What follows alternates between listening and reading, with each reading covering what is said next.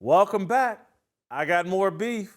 Today, we're at number 46 on my list of top 50 greatest media beefs during my career. Number 46, Dave Portnoy, El Presidente, the founder of Barstool Sports.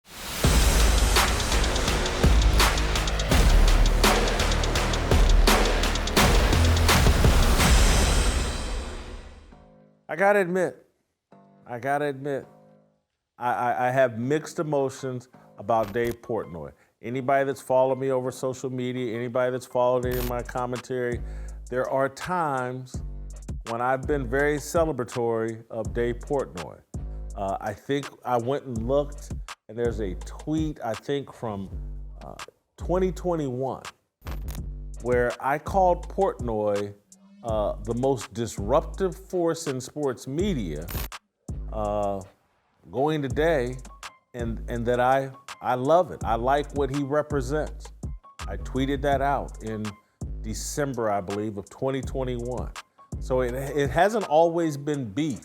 There's been a lot of respect for Dave Portnoy and what he and Barstool Sports have accomplished.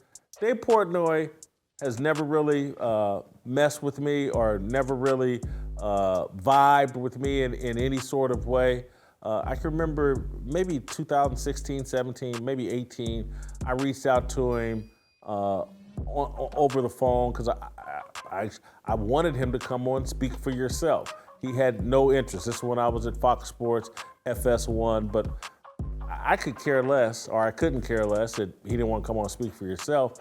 I respected what he did. I respected the grind. I respected the fact that Barstool and Portnoy were anti-political correctness. I had no problem with Dave Portnoy. Then Portnoy got on my bad side. I believe it was in 2022, August of 2022. This is right after Roe v. Wade got overturned. This is when the beef with me and Dave Portnoy started and intensified and became real. They overturned Roe v. Wade, and Dave Portnoy calls an emergency press conference and starts trashing conservatives and the Supreme Court for overturning Roe v. Wade. Whoa. That lit a fire under me. That irritated me. Because, and I made the argument that Portnoy is pro-abortion because he's so immature and he loves sleeping with young women, having unprotected sex with young women. And so he's really just looking out for his own self-interest. He runs around, he goes on Fox News, he runs around. Conservatives have been the only people that have really been on his side for most of his career. And then here on abortion, he flips out and says a lot of really ignorant stuff. And so I ended up writing a column, I believe, and we did a fire starter on Dave Portnoy, I believe in August of 2022. Let's play a little excerpt from there. Dave Portnoy is a sellout. I said it yesterday and I'm saying it again. He has no interest in bringing people together. His interests are in lining his pockets. I'd have no problem with it if he just admitted he's the white LeBron James. It's great Portnoy raised money for small businesses. It's great LeBron spent $1 million on a school in Akron. It's good marketing. It's terrific public relations. It creates the appearance that Portnoy and James haven't forgotten the little guy. That was just the beginning of me going in on Dave Portnoy. And then the next thing you know, Portnoy's going at me over Twitter. I'm going back at Portnoy over Twitter. I think either on Twitter or maybe it was in my column. I was like, hey, look, if it wasn't for all these millions of dollars that Dave's made with Barstool, no one would like Dave Portnoy. He wouldn't have a friend. No one would care anything about him. His whole shtick is, hey, I'm rich. Now, do I like what he established at Barstool? Yes, I've acknowledged that. He deserves credit for that. Do I find Dave Portnoy funny? No. And he thinks he's somewhat of a comedian. He's not. Guy really has some insecurities about his height. And, you know, maybe Dave Portnoy will be sitting around somewhere and saying, Whitlock's got insecurities about his weight. Guilty as charged. Don't want to run from that. But, you know, Dave Portnoy is basically a midget.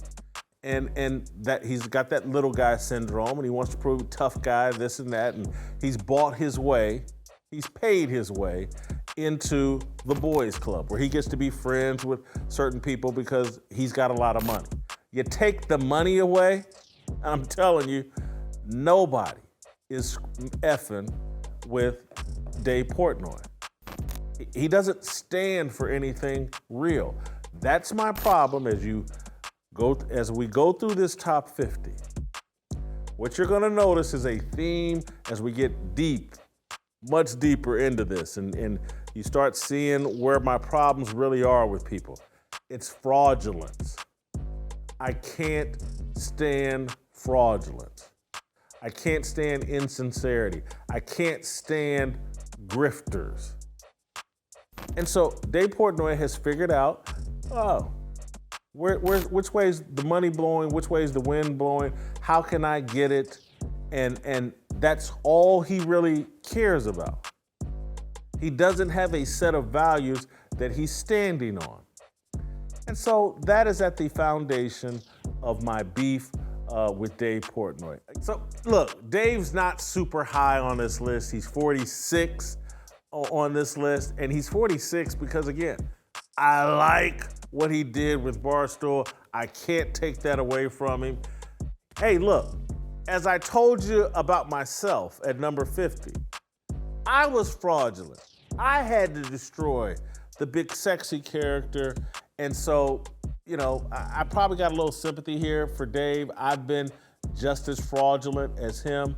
But yeah, it's the fraudulence that makes me not really be on board with Dave Portnoy. So Dave Portnoy, number 46 on my beef list.